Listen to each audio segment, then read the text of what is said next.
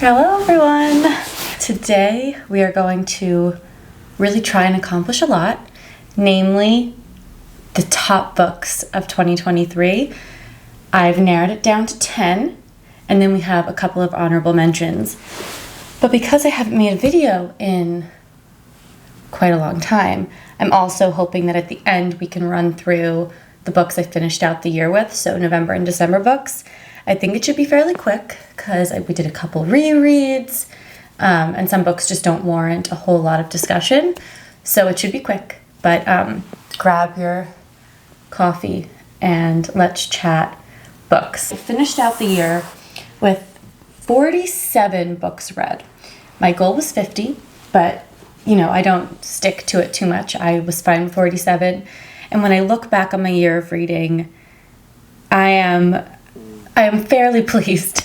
I discovered some great new authors. I read more of authors that I know that I love. And overall, a pretty good reading year. Let's talk about the top 10, the best of the best. And we have broken it down into categories this year, which I don't think I normally do. I think I usually just run through the whole list. But to give it some structure, we will start out with the top tier books. So these are the best of the best. These are the ones I want to return to. These are the ones I see myself recommending to people in my life. These are the ones that stand out as like defining my year. So we have 4 of those. So the first is one that I read, I think back in like the beginning of the year, maybe February timeframe, but that is Foster by Claire Keegan. I adore this book. I plan on reading the rest of Claire Keegan's work in 2024, or at least as much as I can.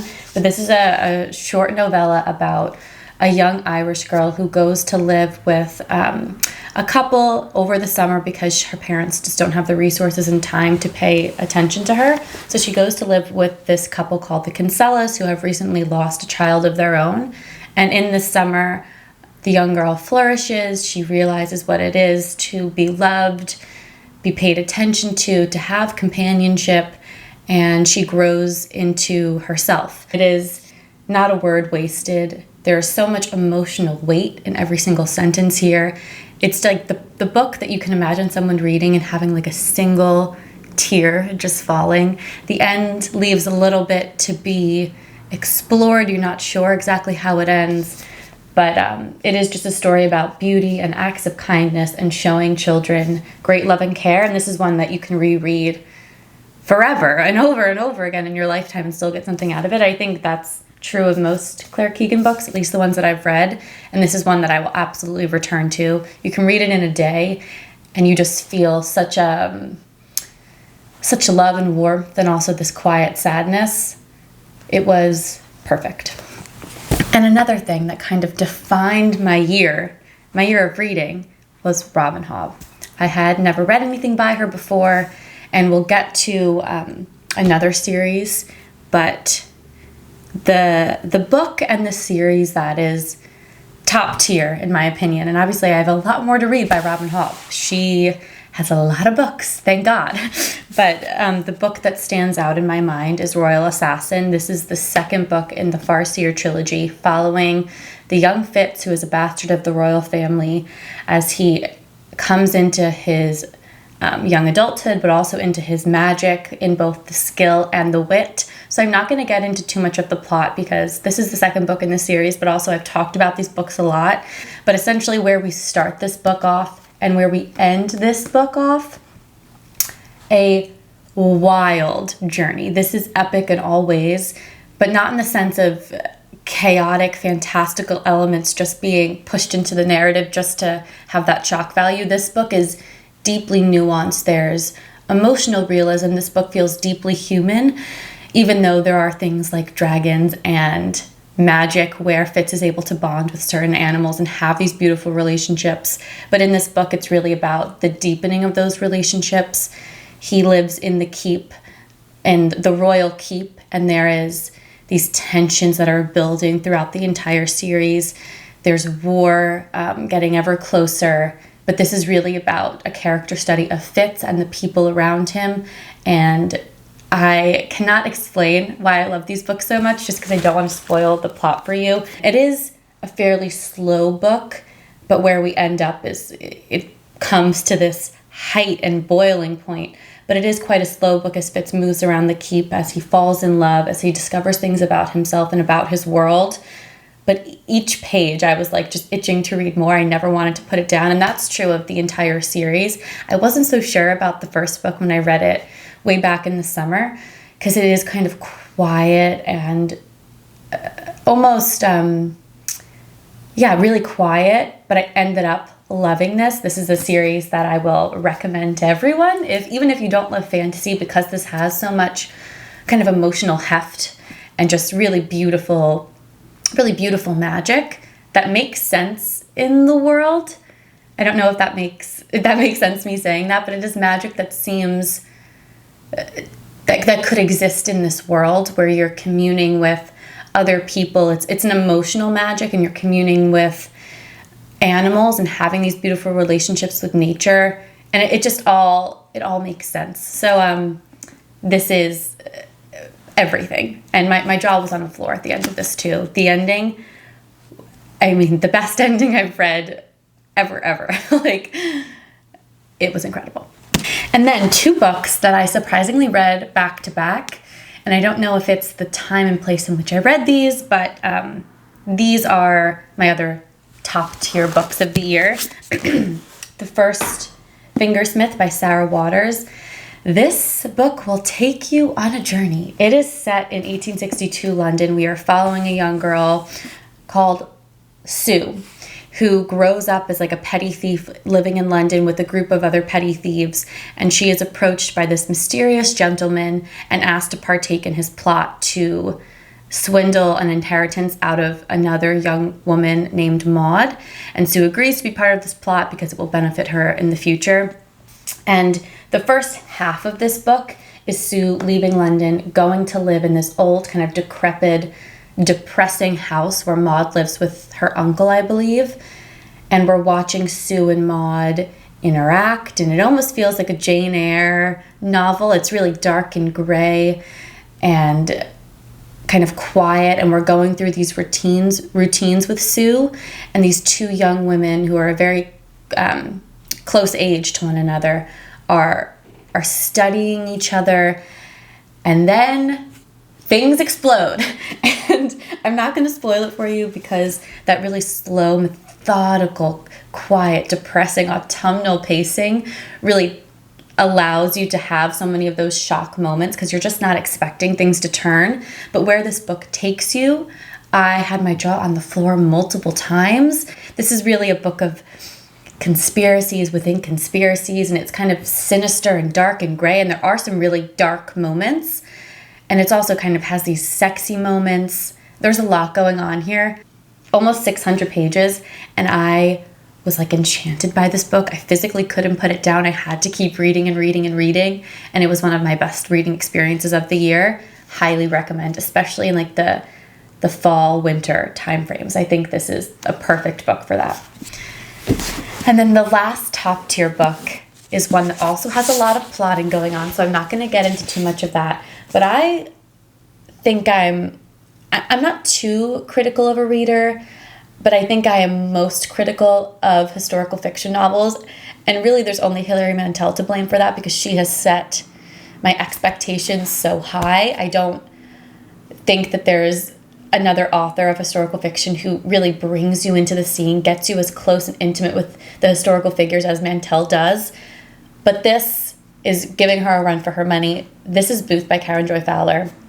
I loved it so much that you'll see another Fowler in my best books of the year. But this is about the Wilkes family, one of the children being John Wilkes Booth, the man who ended up assassinating Abraham Lincoln. And I'm trying to think of how to put it in words, why I loved this book so much. But at the beginning, like the first chunk of this book, when we're living on the farm with this young family, it has this essence of real life, where it's a bunch of these children living together in a home, and all the magic that comes with that, and all the memories and the energy of living in a home with a bunch of young children. The mother lost a lot of children And the beginning of the novel really focuses on the dead children interacting with the home in the same way that the living children do, and you feel their presence. So it does have this like magical realism that is right up my alley, but it really has this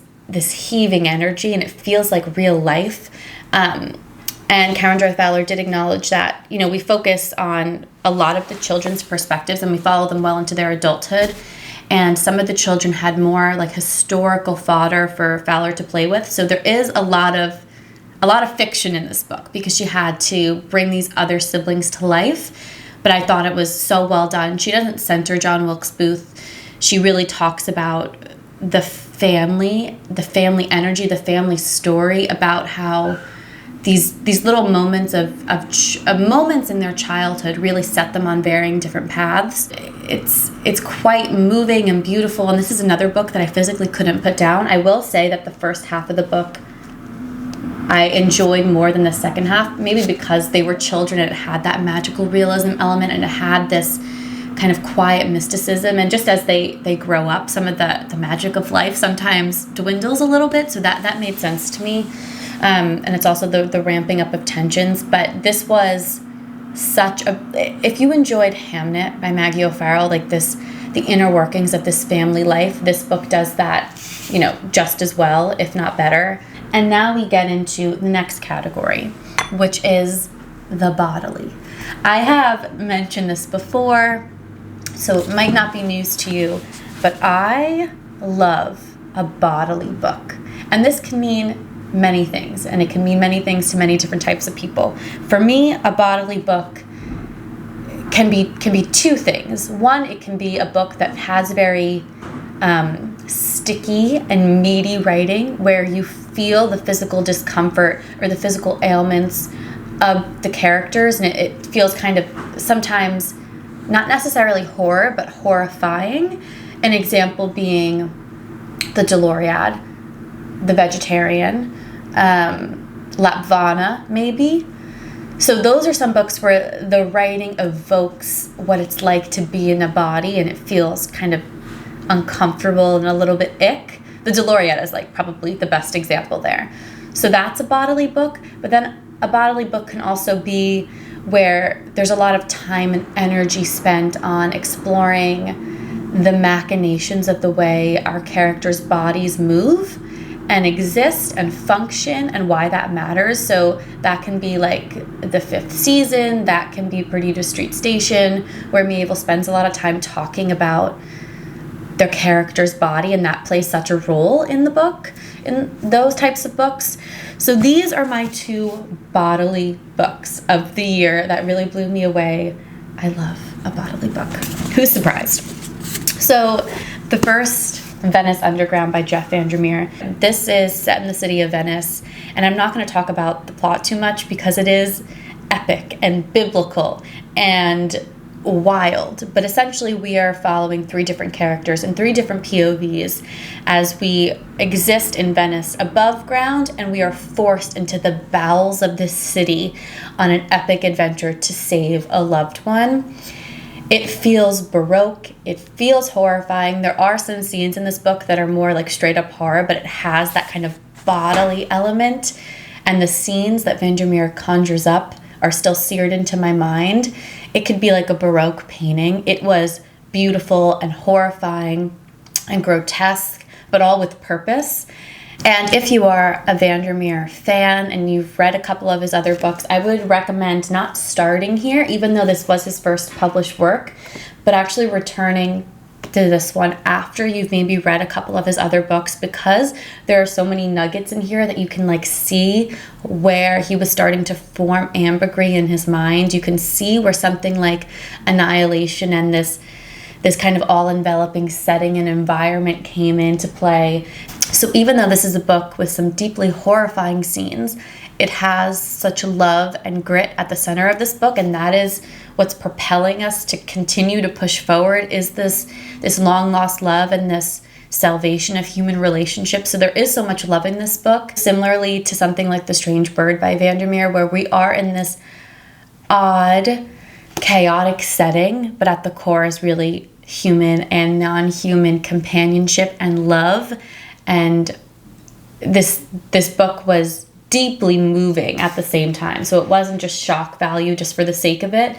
This is Vandermeer coming to grips with what he loves to write about. And you will see him throughout his entire career continue to play with some of these themes. They're like talking mercats, which might pop up in something like A Peculiar Peril. So this was beautiful and shocking, and I really, really, really loved it. It's really noisy outside. Apologies. What you gonna do?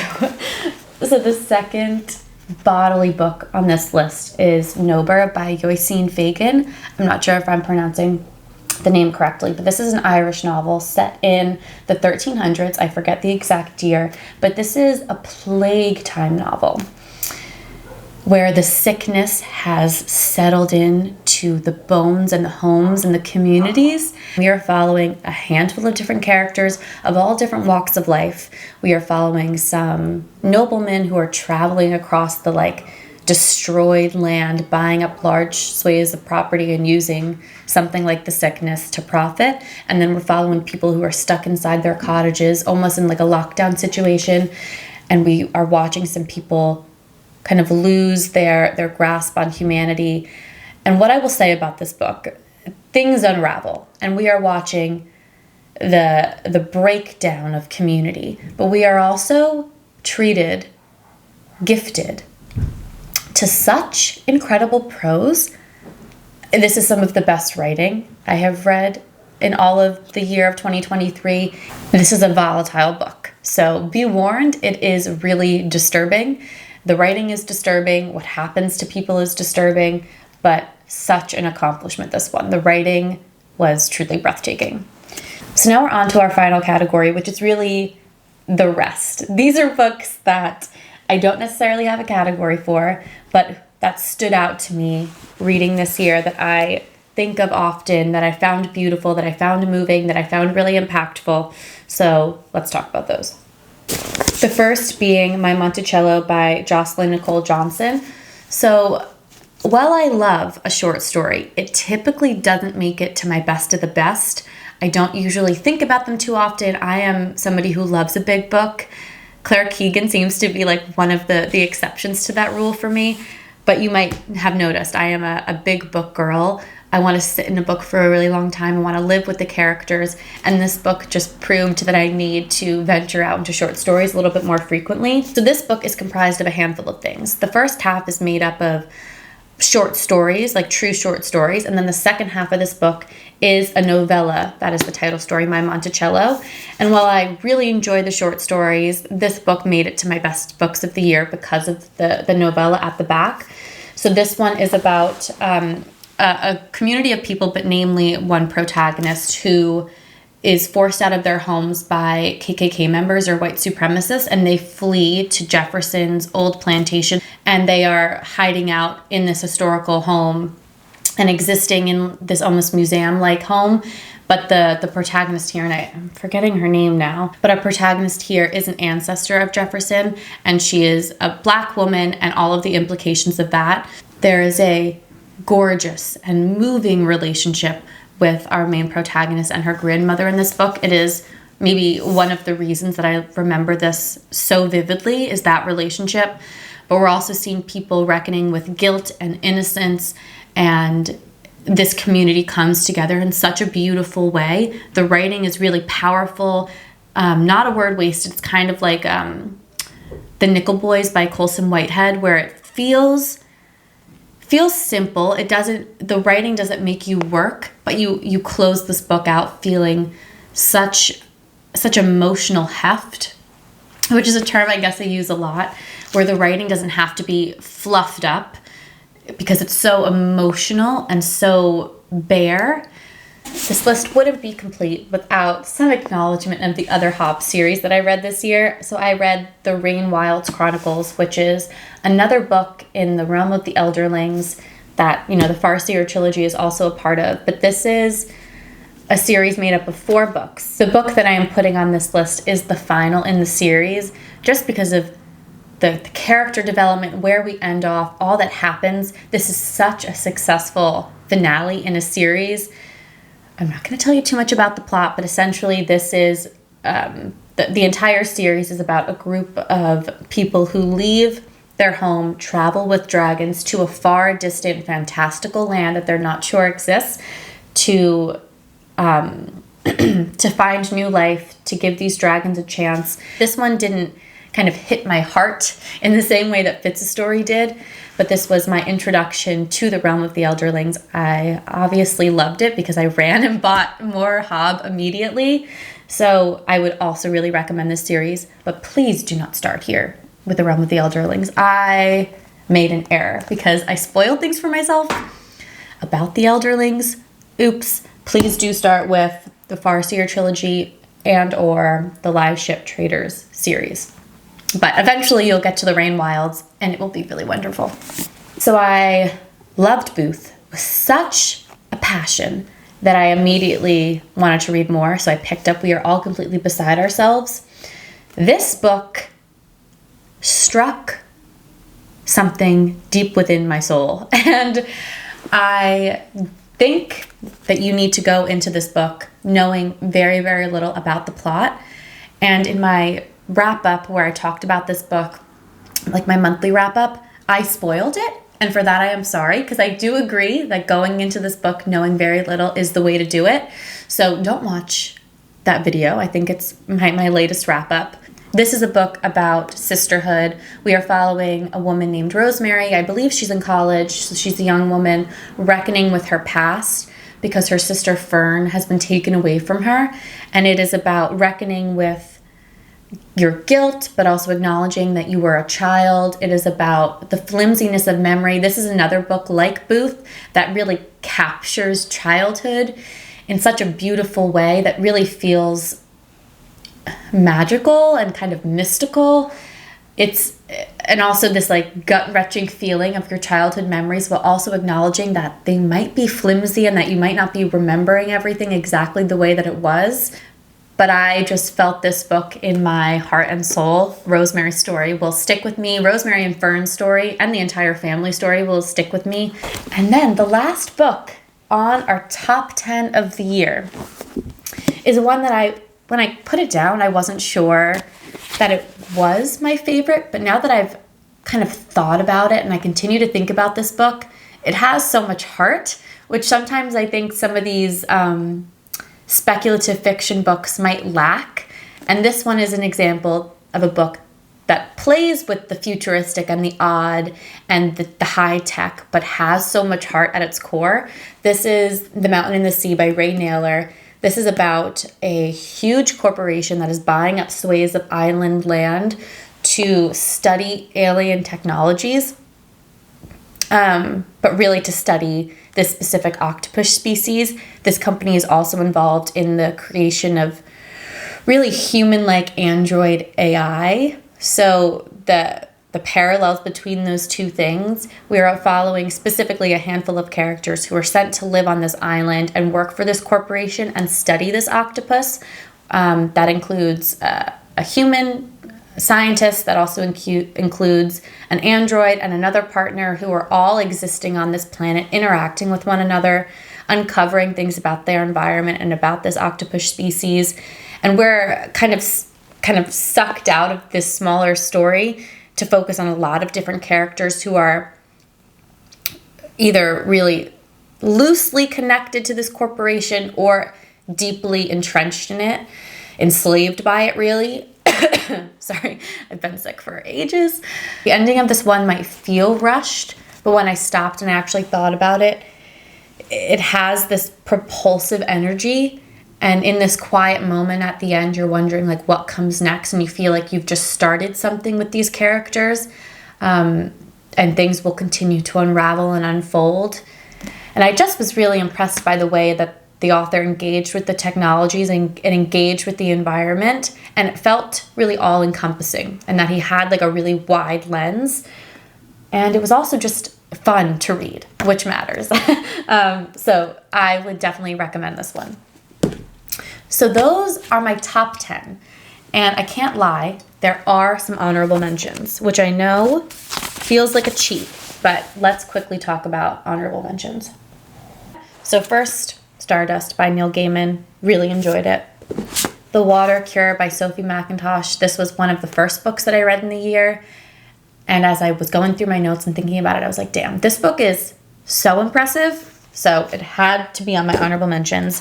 Then The Dawn Hounds by Sasha Stronach, another really well done speculative fiction book that will have a couple of more books in this series. And I can't wait to read more. And then The Rosewater Redemption by Tate Thompson. This is the last book in a series, the Wormwood Trilogy. And I've been reading it for a really long time. And just so nerdy and well done. So have to give Tate Thompson place here. And then the last book on my honorable mentions is one we haven't talked about before, and that is The Painted Drum by Louise Erdrich. And when I went back and I was writing notes about this book, I was like, damn, this book has not one thing wrong with it, or one thing that I would change. But for some reason, it didn't make its way onto my favorites of the year, and I think that's because the plot felt a little bit too piecemeal for me, but it was also incredibly well done. So I'm a little bit torn on this one, but I will tell you that this is some of the best writing I've read all year. Very different from Nober, but this was gorgeous sentences. I read like the first 5 pages of this book where we're introduced to the community, specifically the road on which one of our main characters lives, called Revival Road. And the first 5 pages of this book, I thought this was going to be one of the best books I've ever read. The writing is stunning. But this is about 3 to 4 different groups of people that are connected by this indigenous drum that one of our main characters, Faye Travers, uncovers in a home that she's getting ready to sell. But this is set in New Hampshire. This is an indigenous novel. We talk a lot about the legacy of trauma and the legacy of this beautiful drum and the stories that connects people. But at the heart of this book, it is about womanhood and motherhood and the salvation of relationships. It's about the heroism of young girls and about our parents failing us and how we can reckon with that. It's about redemptive mothers. And this is a book that I think I captured the most notes for throughout the entire year, because every single sentence I wanted to capture and remember. So I'm not going to get into the quotes because I could read you 50. But the mother-daughter relationships in this one just took my breath away. It was gorgeous. The writing is beautiful and haunting and kind of enchanting. And some of the quotes in this one, you just remember and they stick to you. And even though this didn't make it onto my top books of the year, this has convinced me that I need to read more by this author. This is the first book I've ever read by her, and now I am itching to read more. So if you've read anything by Louise Erdrich, let me know where I should go next. I know I've done a lot of talking, but I really want to quickly share the books that I finished out the year with in November and December, just so we can now move into 2024 and have talked about all the books. So I have them here. Oh, one more thing. These books are all ones that I read for the first time, and I did do a handful of rereads in 2023, and all of my rereads are also could be in the top tier. They have not a thing that I would change. I love them all. They're books that I think define me as a reader, and those books are Little Women. Love her. Then I reread Wolf Hall and Bring Up the Bodies. My sister is borrowing Wolf Hall because I have been telling her to read it for years, and it is time. So both of those. And then Jonathan Strange and Mr. Norrell. Now let's talk about November and December books. One was The Painted Drum, so we just talked about that. And then I read for my book club that I joined about female artists. I read Plum Dun, a novel without a moral. So this is about, what is her name? How could I forget her name? So this is about Angela, or Angela, a young woman who grows up in, I believe, Philadelphia, in a Black family, and she is a very light-skinned woman.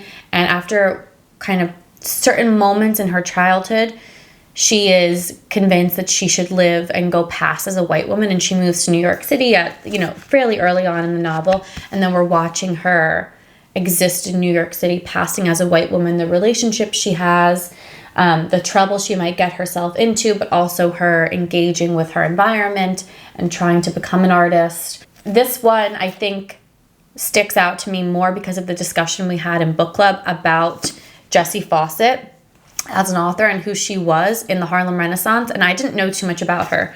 But the book itself, I think, for me, did too much explaining and thinking and rethinking. And that's just like a pet peeve of mine as a reader. Angela is constantly thinking about a decision, going over a decision, wondering how she should interact with these people. And of course that all makes sense because she's passing and she has these different things she has to constantly be aware of in her environment. But for me as a reader, I wanted a little bit more doing. But I think it made sense for the novel itself, and I'm glad I read it. This is like a piece of American history that I think we should all read. And my book club and the professor really helped me appreciate this book a little bit more. So I'm definitely glad I read this one. And then the last book that I read in November was another Vandermeer, if you can believe it. This is a novella called Bliss by Jeff Vandermeer, which has one of the most gorgeous covers you ever did see. And this is an interesting one. And because it is so short, I'm not going to talk too much about the plot because I don't want to spoil it for you. But essentially, we are following three main characters who are in a band together called the Glass Drifters, and they live in the Good Twin, which is, I believe, a country, and they are offered a gig in the Bad Twin, which is separated by a physical border, and they go and take this gig, and we spend a lot of the novel moving up the river in the Bad Twin with this very odd promoter character who claims to have their best interest at heart. And these three people are entangled by jealousies and past relationship and lust. So there's a lot going on. And the point of this book is really watching these three people interact with their environment and how it changes them. There's a little bit of Area X energy in this one because things are not as they appear. Things and people and places are behaving wrongly. Things seem to be a facade. We're not sure what's real. And it's this like endless trek up the river to this gig, even when all seems lost and things aren't making sense. It was really, really interesting. I think this could be like a book you study. So, gotta love Vandermeer. All right, and then in December, looking back on my reads, it's like I was just in need of a hug and a cup of cocoa because I read some comfort books in December, which sometimes you need. But I read Little Women, which we just talked about. I read Anne of Avonlea. This is the second book in the series. Not too much to say about this other than I love her. I think an Anne a year is a good pace for me. But she is growing into her young womanhood. She's 17. She's starting to teach. She's helping her friends and the people around her find love. And Gilbert is there. And then I read A Merry Christmas and Other Short Stories by Louisa May Alcott. This is a series of short stories, one being a snippet from Little Women itself about, the four girls talking about Christmas, and then a bunch of other unrelated stories. Super corny. Sometimes you need it. Felt like a warm hug and perfect to read around like the Christmas season. And then 2 other books. All right, so I read another Claire Keegan. I got this one for Christmas and then immediately read it. It's so late in the day. It is comprised of 3 short stories about pretty repulsive men and how they engage with the women in their lives. A bunch of different stories from all different angles. This is one that you need to reread. You need to think through. Sometimes these statements are made with such a bland energy. Almost it feels like you're reading in monotone, but they have so much weight to them. And I wish I could try to explain it better, but this is shocking. And her writing is perfection. A tome that I was thinking maybe should be on my honorable mentions, and I just needed to think about it more, but this is The Covenant of Water by Abraham Verghese. This is set in India, starting in the 1900s, or 1900 rather, all the way to 1977. This has so much plot. like almost 800 pages of plot, but we are following a family lineage, starting with the mate who becomes the matriarch of the family being married at 12 years old, and then all the way through to her grandchildren living on this plot of land. And really the crux of this novel and the way it is described and gets people hooked is this family lineage has someone who dies by drowning in every generation called the condition, and it's kind of spoken of in whispers. And when I went into this book, I thought it would be the condition, and this threat of drowning and this fear of water would be like magical, and that is not at all what this book is. This is really about the landscape of India, the medical landscape. This book has a lot of medical talk. It's really about how medicine evolved and changed over the almost 80 years, and the caste system and the politics of India and English colonialism in India. If you loved Pachinko, please do read this. And I did love Pachinko. This is why I'm torn on this book, because I think I will continue to think about some of these characters. The matriarch in this one is one of the best characters I read about or from all year. She is so memorable. She's such an iconic character. I will recommend this one freely and often, I think, because I think it will also have widespread appeal. I hope that was fairly quick. We obviously had a lot of books to talk about, but I am really excited about this next year of reading. For me, I don't set too many specific goals. I think I want to read a bit more widely, which is also kind of conflicting with my other goal, to lean into some of the authors that I just want to read everything they've written, but I also have to pace myself because I don't want to run out of Hobb books to read in the world, and I don't want to run out of Vandermeers, and I don't want to run out of Mantels. So I want to enjoy more books by authors I love, but also read a bit more widely. I feel like I had a pretty good reading year overall, and some of these books I will think about and will come part of my standard recommendations that I make constantly, which I think is a good sign. But let me know, what were your top 3 books or top book of the year? I would love to know, and I will hopefully see you very, very soon. Bye, everyone.